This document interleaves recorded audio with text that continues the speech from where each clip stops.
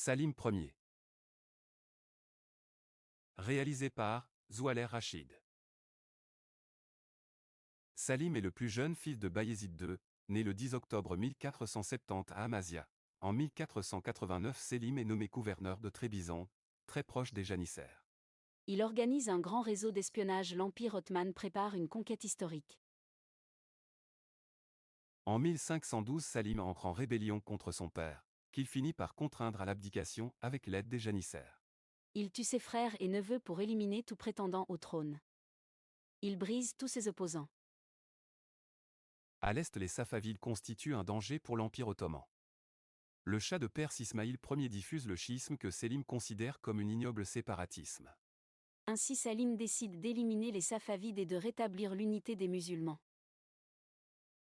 Le 23 avril 1514, Selim Ier part en campagne vers l'Iran avec 100 000 soldats.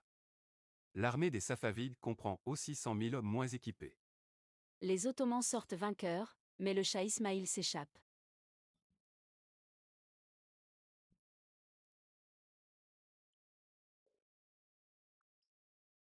En 1516, Salim Ier part aussitôt en campagne vers l'Égypte pour éliminer Mamlouk de Caire, les grands alliés de Safavides. La bataille a lieu aux environs d'Alep, Syrie, le 24 août 1516. Les Mamelouks sont écrasés par la supériorité des armées ottomanes. Le sultan Mamlouk Al-Ghuri est tué.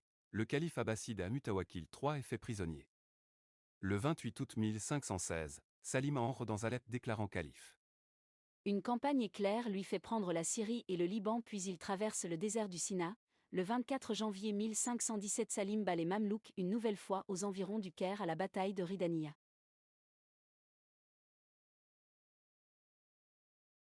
Le 6 juillet, la Mecque et Médine deviennent territoire ottoman. Salim s'empare les insignes du pouvoir califal et envoie à Constantinople les objets sacrés du prophète.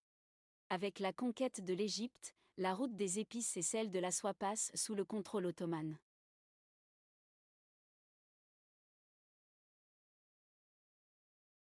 La conquête du sultanat mamelouk ouvre également les territoires africains aux Ottomans. En Alger, Salim soutient par aide matérielle les frères Aruj et Kerdine qui luttent contre l'expansion des rois catholiques de l'Espagne. La domination turque sur l'Algérie et la Tunisie ne sera complète que sous le règne de Soliman. À l'âge de 49 ans, l'empereur Salim meurt, son tombeau est élevé derrière la mosquée du sultan Salim Ier. Salim laisse à son fils Sulayman un empire en pleine expansion qui s'étend sur les continents l'Europe, l'Asie et l'Afrique.